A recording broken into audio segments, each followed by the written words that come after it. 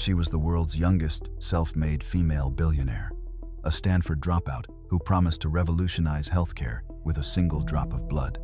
She had the backing of presidents, secretaries of state, and the most powerful venture capitalists in Silicon Valley. But behind the black turtlenecks and the unnaturally deep voice was a secret that would lead to one of the biggest corporate frauds in history. The technology she was selling, it didn't exist. Today, we go inside the rise and fall of Elizabeth Holmes and Theranos. This isn't just a story about a failed startup, it's a masterclass in manipulation. A family torn apart by a whistleblower, and a 19-year-old girl who convinced the world she was the next Steve Jobs. In 2002, Elizabeth Holmes arrived at Stanford to study chemical engineering. She was brilliant, driven, and obsessed with greatness. But she had a secret weakness, a paralyzing fear of needles. In late 2003, at just 19 years old, she walked into the office of her professor, Channing Robertson. She told him she was dropping out to start a company. Her idea, a wearable patch that could scan your blood and deliver medicine instantly. The detail, Robertson told her it was physically impossible, but Elizabeth didn't leave. She stared him down for hours until he was captivated by her vision. This was her first win. She didn't just get his blessing. She convinced this legendary professor to become her company's first advisor. His reputation became her shield. If a Stanford legend believed in her, why shouldn't everyone else? Instead of a Band-Aid, the idea of a black box, the Edison device, appeared. December 2003, she registers the company Theranos. Where did she get her first money? She went to family friends. Tim Draper, the legendary venture capitalist, gave her the first $1 million. Why? Because he knew her father and believed in her spark. Here are the details of the scam. Elizabeth hires engineers. They say, "We can't cram a huge laboratory into a shoebox. The laws of physics and chemistry don't allow it." What does Holmes do? She fires them. She creates a cult of secrecy in the company. The chemistry department doesn't know what the engineering department is doing.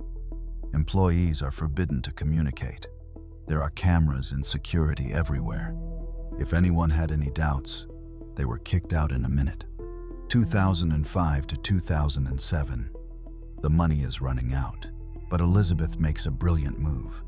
She goes to pharmaceutical giants like Pfizer and shows them fake reports.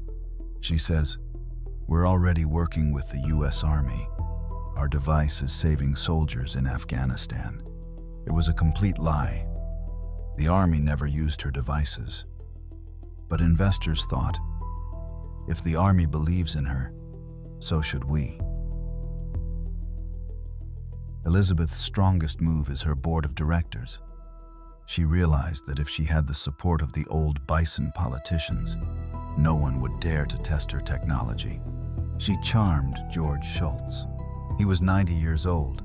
She became like a granddaughter to him. He brought Henry Kissinger and General James Mattis with him.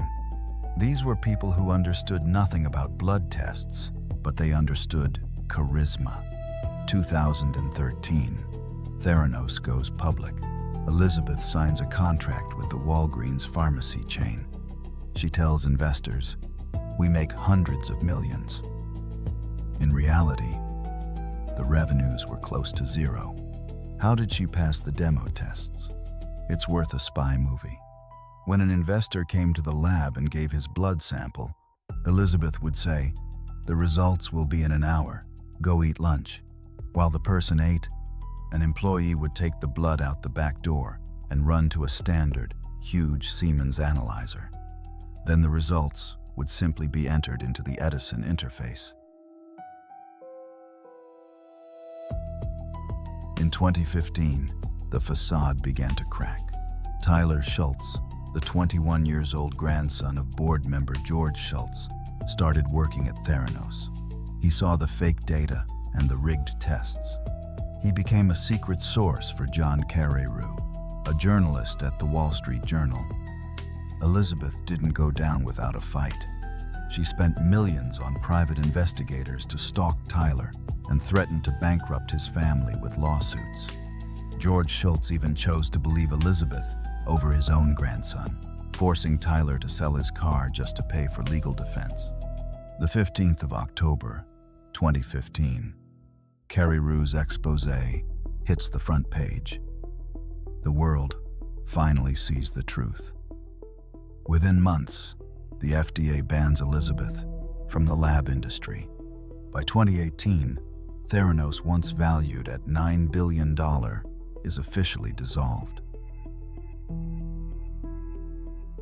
The trial began in September 2021. Elizabeth tried everything. She claimed she was abused by her business partner Sunny Balwani, and she even got pregnant twice to appear more sympathetic to the jury. It didn't work. On the 18th of November, 2022, Elizabeth Holmes was sentenced to 11 years and 3 months in federal prison. Elizabeth Holmes didn't just steal money. She stole people's trust in science. She was a master of the Silicon Valley mantra, fake it till you make it. Except she forgot that in medicine, when you fake it, people die. Was she a visionary who got lost in her own lie, or a cold-blooded sociopath? Let me know in the comments. Don't forget to like and subscribe for more deep dives into the world's most famous scandals.